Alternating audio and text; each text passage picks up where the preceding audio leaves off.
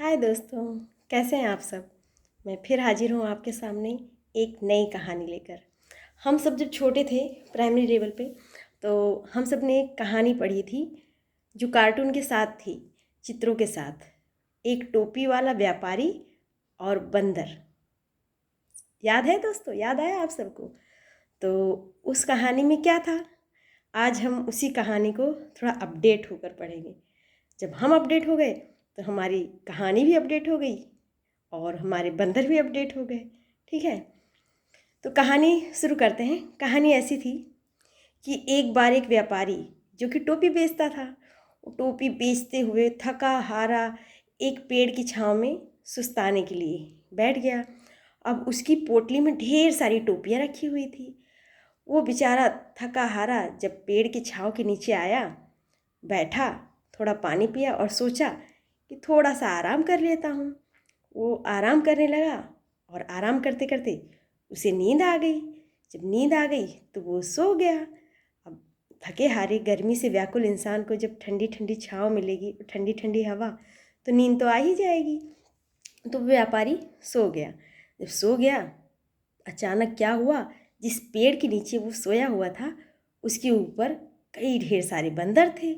अब बंदर धीरे धीरे धीरे नीचे उतरे और उन्होंने क्या किया कि उस पोटली को खोला। और उसमें से सारी टोपियाँ उन लोगों ने अपने सिर पे रख ली और रखकर सारे बंदर पेड़ पर चढ़ गए। जब पेड़ पर चढ़ गए, कुछ देर बाद जब व्यापारी की आंख खुली तो व्यापारी ने देखा कि पोटली खुली हुई थी और उसमें एक भी टोपी नहीं थी। अब तो व्यापारी ये चंभित कि मेरी सारी टोपियाँ कहाँ गई। जब उसने निगाह ऊपर की तो देखा कि ढेर सारे बंदर टोपी लगा लगा कर सब बैठे हुए थे। अब सब टोपी लगा के बैठे। अब तो व्यापारी परेशान। अब बेचारा फेरी वाला, टोपी वाला क्या करे। अब उसे कुछ समझ नहीं आ रहा था।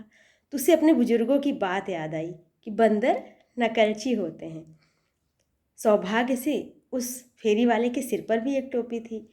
तो उस फेरी वाले ने अपनी टोपी उतारी और अपनी जो पोटली थी उस पर फेंक दी। उसी की देखा देखी जितने भी बंदर थे उन्होंने भी अपनी अपनी टोपियाँ निकाल के उस पोटली पर फेंक दी। व्यापारी हंसता हुआ चला गया अपनी पोटली लेकर टोपियों की। अब आगे की कहानी अपडेट के साथ। यही कहानी फिर दोहराई गई उस व्यापारी के बेटे द्वारा। फिर उस व्यापारी के बेटे ने भी वही किया जो उसके पिताजी ने किया था। उसने फिर अपनी टोपी निकाल कर फेंकी, ये सोचकर कि बंदर जो है अपनी टोपियाँ निकाल कर वापस रख देंगे। लेकिन अब तो बंद नहीं हुआ ये। अब व्यापारी ने कहा, ऐसी घटना मेरे पिताजी के साथ हुई थी, तो तब तो बंदरों ने टोपी वापस कर दी थी, आप लोग क्यों टोपी वापस नहीं कर रहे हो? तो बंदरों ने कहा, अरे जो आपके पिताजी ने आपको सीख दी आप तो सीख गए, तो क्या हमारे पिताजी ने हमको सीख नहीं दी? हमारे पिताजी ने भी हमको सीख दी। हम समय के साथ अपडेट हो चुके हैं और अब हम नकल नहीं करते। हमारे पिताजी ने कहा, बच्चों समय के साथ अपडेट होना सीखो, नकल करना छोड़ो। ये इंसान जो हैं बहुत चालाक हो गए हैं, हमारी आदतों का फ़ायदा उठाते हैं, इसलिए अब हम टोपी नहीं देने वाले। तो दोस्तों, इस तरह ये नई ज़माने की नई कहानी अपडेट के साथ कैसी लगी आप लोगों को बताइएगा। इसी तरह हमें भी अपने जीवन में हमेशा समय के साथ अपडेट होते रहना चाहिए और पुरानी लकीर के फ़कीर नहीं बने रहना चाहिए। समय की मांग जिस तरह हो उस तरह अपने आप को परिवर्तित करते हुए, अपडेट होते हुए समय के साथ आगे बढ़ना चाहिए।